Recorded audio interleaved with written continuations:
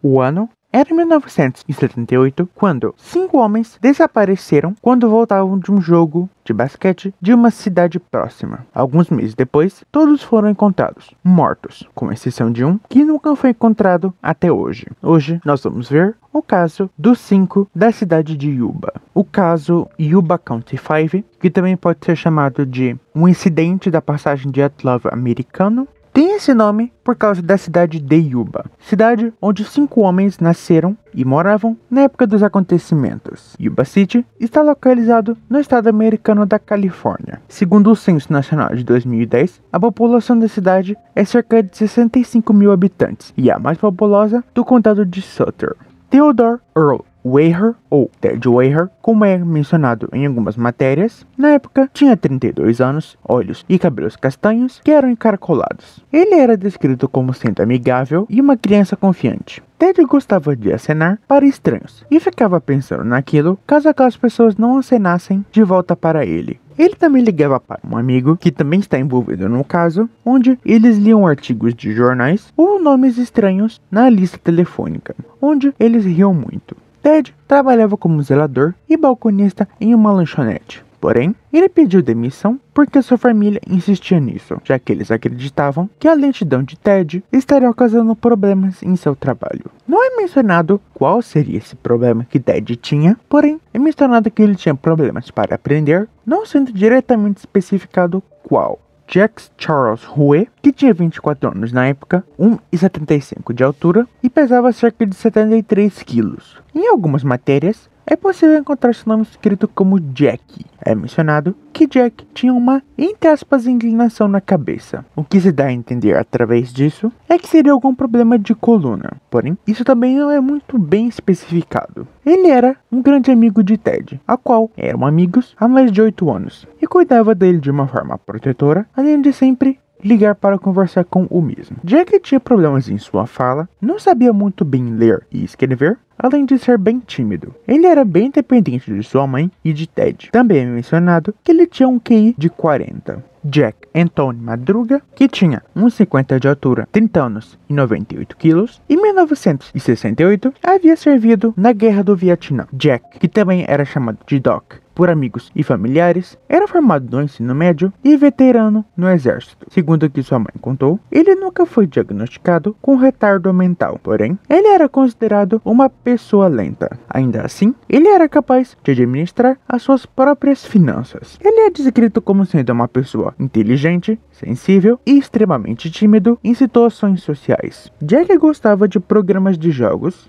de tabuleiro, programas de comédia e música, principalmente as que ele sabia dançar. No ano de 1977, ele foi despedido do emprego de ajudante em uma cooperativa de marketing agrícola. Bill Sterling tinha 1,50 de altura, pesava 50 quilos e tinha 29 anos. Também tinha cabelos castanho escuro, olhos azuis e era profundamente religioso. Em uma matéria do Washington Post, que foi publicada na época dos acontecimentos, o nome de Bill é escrito como William Sterling. E não é somente nessa matéria que o nome dele é escrito dessa maneira. Bill era um amigo especial de Jack Madruga. Ele gostava de passar horas lendo na biblioteca para pregar a palavra de Jesus a pacientes em hospitais psiquiátricos. E Gary Dale Matias, que tinha 25 anos, 1,78 de altura e pesava 78 quilos, tinha cabelos e olhos castanhos. Gary era assistente nos negócios de jardinagem do seu padrasto. Já havia sido um veterano do exército que teve alta psiquiátrica após ter problemas com drogas que haviam se desenvolvido durante o período em que ele estava na Alemanha há 5 anos atrás. Por conta disso, ele acabou sendo diagnosticado com esquizofrenia também. E após o período da Alemanha, ele começou um tratamento em um hospital psiquiátrico local de Yuba. No início foi difícil, já que Gary já quase foi preso 2 vezes por agressão, além de que muitas vezes ele sofreu episódios psicóticos, o que acabou o levando a um hospital de administração de veteranos em 1978, onde ele estava sendo tratado com remédios. Segundo os médicos dele, Gary foi classificado como um caso excelente de sucesso. Ted, Jack, Gary, Madruga e Bill eram amigos e juntos eles formavam o grupo The Boys. Os 5 eram amantes de esportes sempre que podiam podiam, eles assistiam ou jogavam alguma coisa quando estavam juntos. Porém, tanto que eles até jogaram em um time chamado Getaway Gators, que era patrocinado por um programa local para pessoas com deficiências mentais. Nos dias que antecederam aos fatos, nada de normal parece ter acontecido.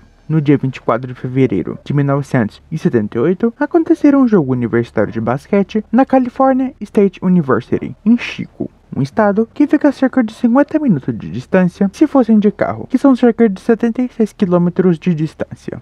Então, chegando no dia 24, os 5 acordaram cedo, se arrumaram e viajaram até Chico no carro de Jack Madruga, um Mercury Montego 1969 turquesa. Além de Jack, somente Gary também tinha licença de motorista. Eles levaram casacos quentes apenas para baixas temperaturas, já que eles não ficariam muito tempo fora. Naquela época, estava esfriando, quase ao ponto de nevar. Eles passaram o dia assistindo os jogos e estavam para ver seu time jogar também. Assim que o jogo terminou, com o time deles tendo ganhado, ao redor das 22 horas, os 5 entraram no carro de Jack e estavam indo embora. Porém, eles decidiram passar em uma loja e comprar comida, indo até Bears Market, onde eles compraram tortas, barras de chocolate e refrigerante. O balconista ficou irritado com a chegada dos homens, já que ele estava fechando a loja quando eles chegaram lá. Após essa compra, eles voltaram para o carro e foram em direção ao sul da cidade, saindo de Chico. No sábado, dia 25 de fevereiro, por volta das 5 da manhã, a mãe de Ted acordou repentinamente. Ela saiu de seu quarto e foi ver como estava seu filho. Porém, quando ela entrou em seu quarto, ela encontrou sua cama vazia. Ted não estava lá. Então, já desesperada, ela ligou para a mãe de Bill, que estava acordada desde as 2 horas da manhã,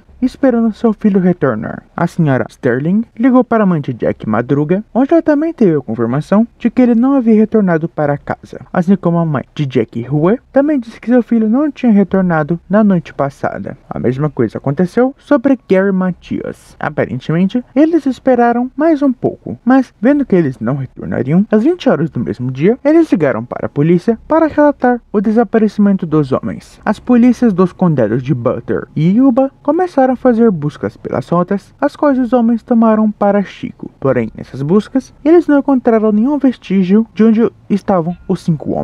Ao passar de alguns dias, algo apareceu. No dia 28 de fevereiro de 1978, o carro de Jack Madruga foi encontrado. Um guarda florestal da Plumas National Forest viu um Montego estacionado na estrada florestal e decidiu chamar a polícia. Ele estava a mais de 150 quilômetros da cidade de Chico, parado no meio da neve. Esse guarda relata que tinha visto o mesmo carro no dia 25 de fevereiro, mas ele não achou que aquilo era algo significativo. Era comum que viajantes utilizassem aquela rota para irem até Sierra Nevada. Mas quando ele viu a notícia dos 5 homens desaparecidos, ele chamou a polícia. Quando chegaram onde ele estava parado, os policiais notaram algumas coisas. Aparentemente, os pneus pareciam ter derrapado, por mais que o carro em si não estivesse preso mesmo. Os 5 homens poderiam tê-lo facilmente empurrado com muita facilidade. O tanque de gasolina ainda estava cheio, as portas e janelas do carro estavam abertas. No interior do mesmo foram encontrados 4 mapas, dentre um deles sendo da Califórnia, que estavam extremamente dobrados no porta-luva. Os doces que eles haviam comprado no posto de gasolina estavam todos vazios, exceto por uma barra de chocolate. Além disso, as chaves do carro estavam faltando, mas quando tentaram ligar o carro, ele ligou com muita facilidade. Essa descoberta, ao invés de responder dúvidas, deixou mais. Uma dessas era do porquê eles estavam num lugar tão distante de Yuba City ou de qualquer rota que fosse para a cidade ou Marysville. Além disso, aquela floresta era um lugar inóspito, que aconteciam muitos acidentes e as estradas eram muito irregulares. Mas o carro de Jack, quando foi rebocado da neve e em análises, não apresentou nenhuma ranhura, amassado, mancha ou algo do tipo, o que, em comparação com outros carros que passaram pela mesma região, tiveram algum dano em seu veículo. A família diz que Jack Madruga não deixava ninguém, além dele mesmo, dirigir seu carro. Além disso, ele odiava frio, não gostava de acampar e não conhecia aquela estrada. Nenhum deles, exceto por Bill, conhecia aquele caminho, já que quando tinha cerca de 8 anos, ele tinha ido com seu pai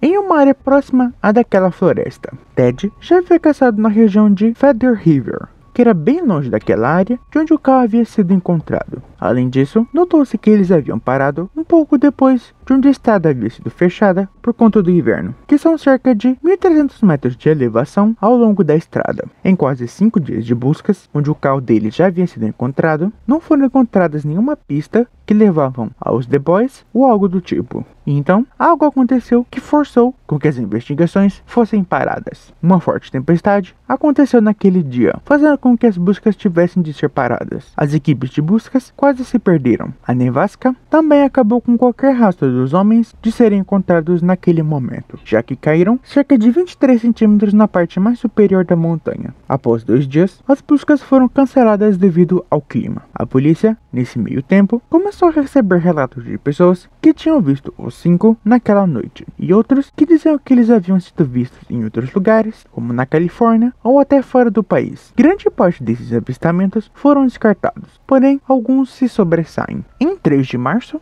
uma mulher que tinha visto o panfleto do desaparecimento dos homens conta que viu 2 dos 5 homens que correspondiam a descrições de Jack Huey e Bill Sterling na loja em que ela estava trabalhando. Ela contou que aquele homem entrou na cabine telefônica, onde ficou por mais de 15 minutos, enquanto os outros esperavam fora da cabine. A própria dona da loja disse que havia visto os 4 juntos 2 dias depois do desaparecimento deles. Na loja, eles compraram burritos, refrigerante e leite com chocolate. Por mais que esse relato seja consistente com a personalidade dos homens, o irmão de Bill questionou que parecia incomum que Jack estaria dirigindo outro carro que não fosse o dele, já que no relato é dito que ele estava dirigindo uma caminhonete vermelha, além de que Jack Huey, pessoa que estaria fazendo a ligação, não gostava de usar telefones. Além desse relato, havia outro também relacionado ao caso.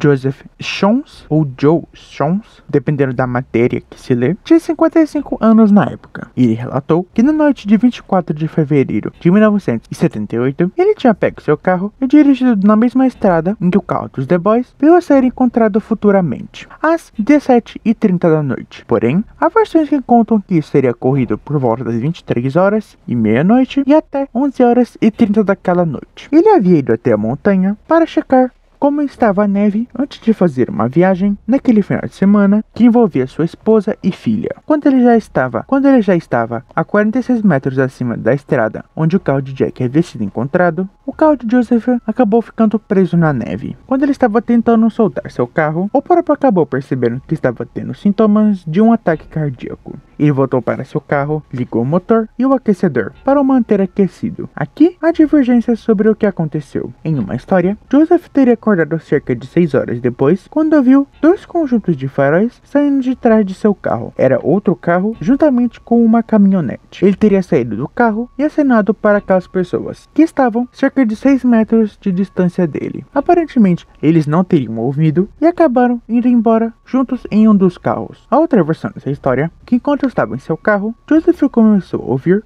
o que se parecia com assobios e observou que parecia ser um grupo de homens juntamente com uma mulher segurando um bebê. Joseph pediu ajuda para aquele grupo, então os assobios pararam e as luzes se apagaram. Quando ele acabou ficando sem gasolina, Joseph teve que descer 13 km para pedir ajuda, passando pelo carro de Jack Madruga, mas ele não pensou sobre aquilo, já que ele não sabia sobre os desaparecimentos ainda. Até essa parte de como Joseph havia chegado em casa, há divergências, já que relatos de que ele teria conseguido uma carona até a pousada onde estava e de lá sua esposa o teria levado para um hospital, há outro que disse que ele foi levado da cabana para um hospital, e em um dos relatos ele disse que viu uma caminhonete vermelha próximo ao montego de Jack, mas ele disse que não se lembrava daquilo quando foi questionado novamente sobre esse relato. Após cerca de 3-4 meses do desaparecimento dos 5 de Yuba City, algo novo sobre o caso apareceu. No dia 4 de junho de 1978, período em que a neve do inverno já estava derretendo das montanhas, um grupo de motociclistas identificou um trailer mantido pelo serviço florestal em um acampamento cerca de 30 km